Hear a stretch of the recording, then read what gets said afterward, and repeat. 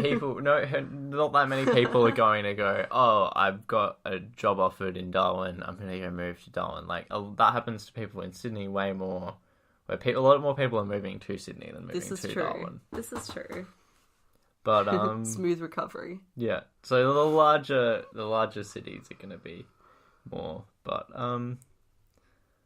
yeah, at the same time, you know, Perth's a reasonably large city, and that's the second highest. So Perth is larger than Adelaide, isn't it? Yeah. Yeah, so why do we then have less apartments sold at a loss than Perth?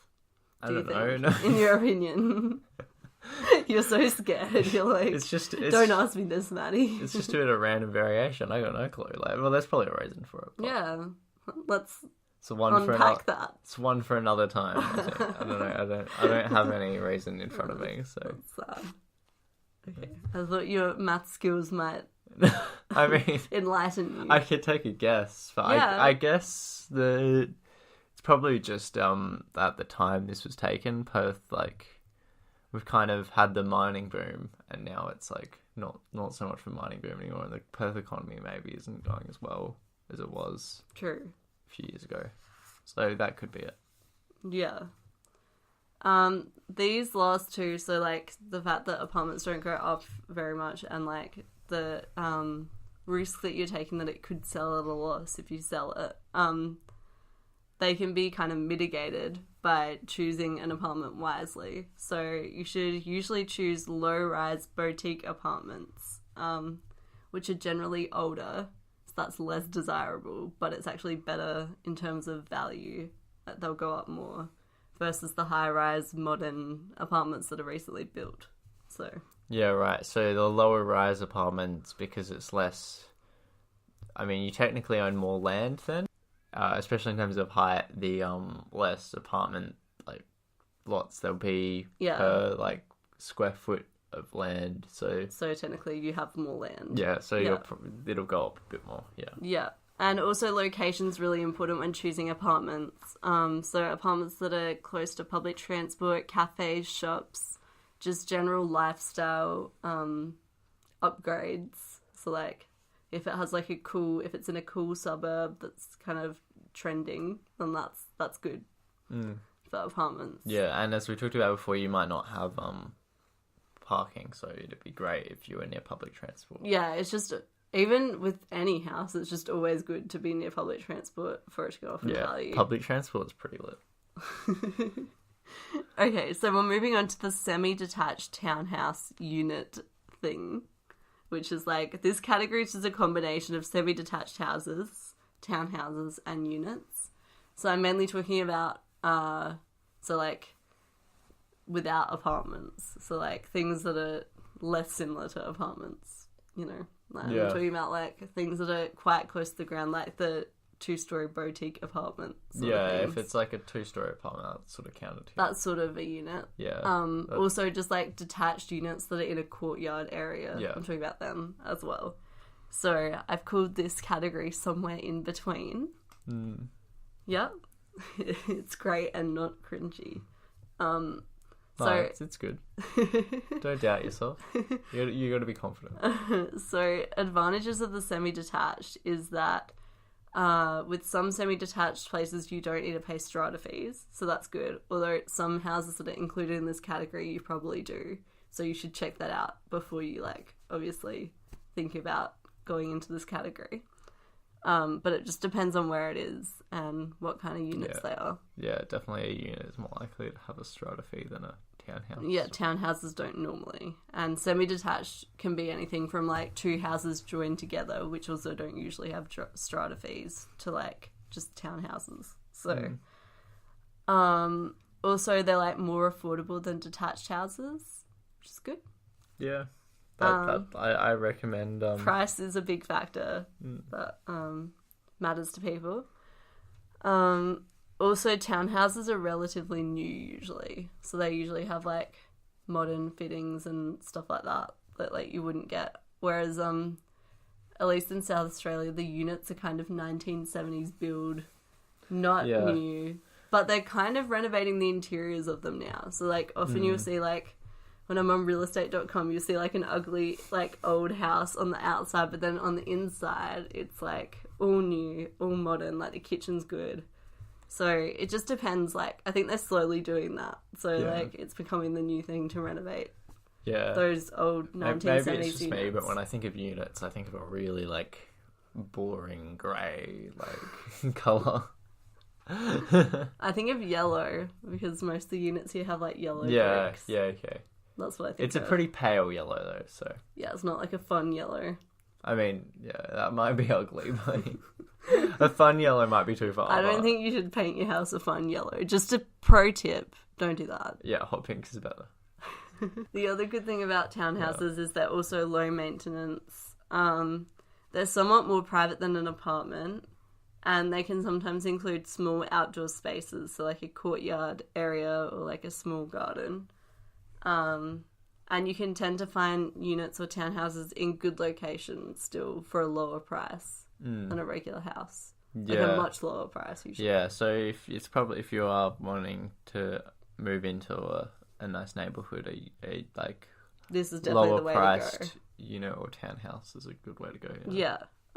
Disadvantages of the semi-detached is it doesn't necessarily look as good. I read an article that cited that they have a reduced curb appeal, which I kind of agree with. Although some townhouses are really nice, but a lot of units and that sort of thing look pretty ugly, which is what we were talking about before. Wait, what's reduced curb appeal? Do you not know what that is? No. So, like, you know, the curb, like outside, when you look at it, it's like, reduce, it's like a thing they say. It's a common phrase, reduced curb appeal. Right, yeah. Which matters when you're trying to resell. There's, like, overall less space and, less privacy, as I mentioned. Yeah. Yeah. Privacy's overrated, though, so... I feel like it's not. I feel like you say that now, but that's only because you live, like, in a private house. And then I feel like, how do you feel when you're in a hotel room? No, I feel fine most of the time. Really? Yeah. I hate how you can hear everyone. But I lived in, like, an apartment complex in China for, like, 6 weeks when I went on exchange. So, that was fine. Yeah, I lived in an apartment in Oman on exchange, but, like, it was, like, a huge apartment. It was basically, like, half the top floor, so it was like... How big was yours? Because mine was pretty big too. Like, it wasn't as big as like... Mine was like my house. Almost as big as like I don't know, it was pretty big. Like, imagine living in a hotel room. I feel like you'd be fine by yourself, but like maybe I wouldn't like it. Like, you hear everyone. I wouldn't want to raise a family in one, but like I could live with me and just another person there.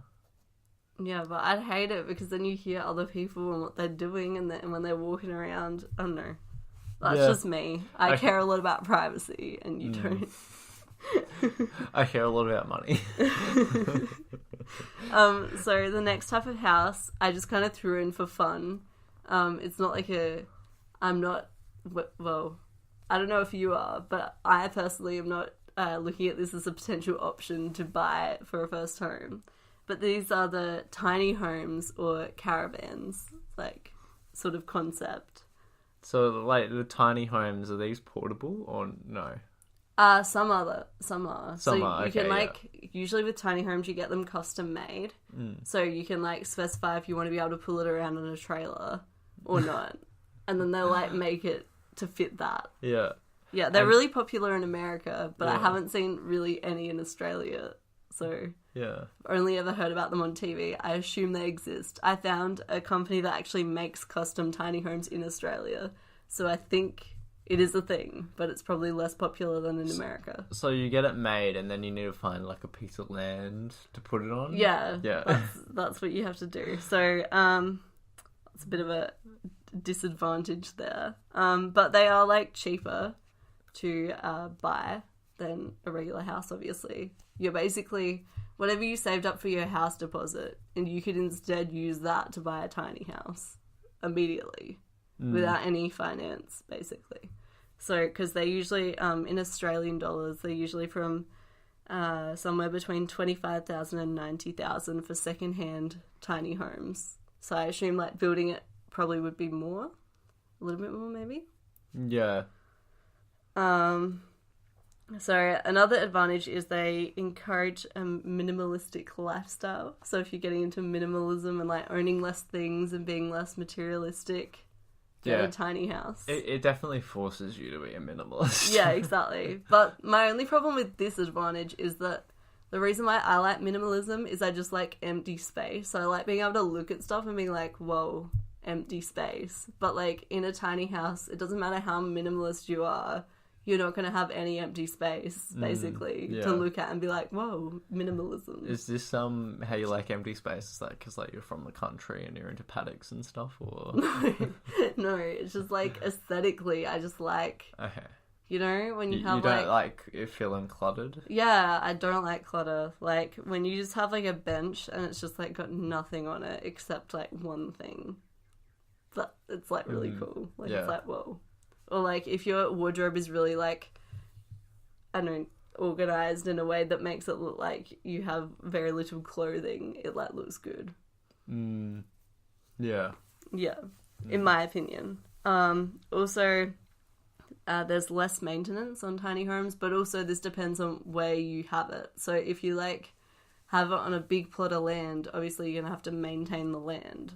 So yeah, if you've got a big plot of land, I don't really see the appeal of having a tiny house. That you may as well just build a bigger one. No, but it's cheaper to build a tiny house. Yeah, but like... Or like buy a tiny house. Yeah, comparatively it's not. And also like it's like a lifestyle change. Yeah, I know, but it's like, I don't know. I guess if yeah. This is a disadvantage, is that it is a trend right now. And it's trendy to have a tiny house, but maybe in 10 years it won't be, and basically there'll be no value in tiny houses. Yeah, you won't be able to like sell your tiny house. Already, if you sold a tiny house, you would probably make a loss. Can you like have like tiny houses where like, I assume they do, what do they do? Do they build it and then ship it to you, or do they like build I it honestly don't know. Yeah, I know. I was wondering I've seen if you shows could, like, about building tiny buy houses. a patch of land somewhere else and move your tiny house. Oh yeah, people definitely do that. Yeah, okay. You can do that. Yeah. Yeah, people also travel with their tiny houses. Yeah. So, yeah. I think the mobility is the cool bit. Like, yeah, my auntie and uncle live in a caravan. And yeah, my grandparents sort of live in a caravan. Yeah, and they, have you seen I saw a video on Facebook of a family who lives in a bus? No. Oh my god, it's so cool. Yeah, they're like, it's like, I wouldn't do it, but it's like a family of like young kids, like toddlers, I think. And they're, yeah, it seems crazy. Yeah, I probably wouldn't do that either. And they like homeschool the that's children. So much work. Yeah.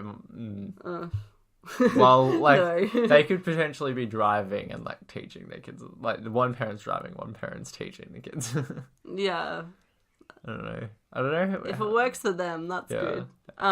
It was a pretty cool setup though. Yeah. So yeah, they right now, even though like they're a trend, they still aren't gaining value the way houses gain value. So they're not great to buy still.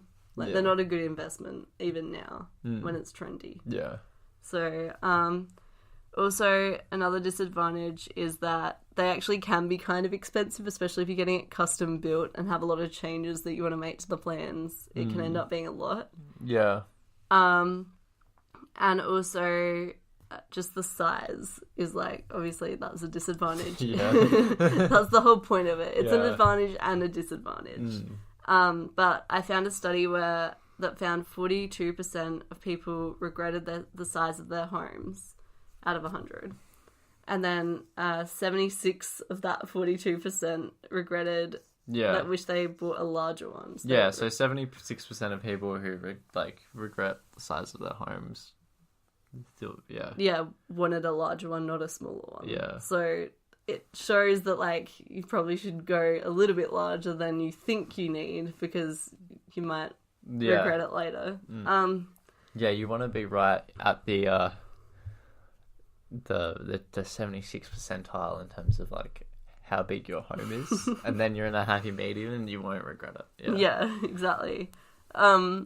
So, yeah, because obviously once your family situation changes, if it changes, tiny homes are really non-practical because you can't grow with them. You can't rent them out, really. Like,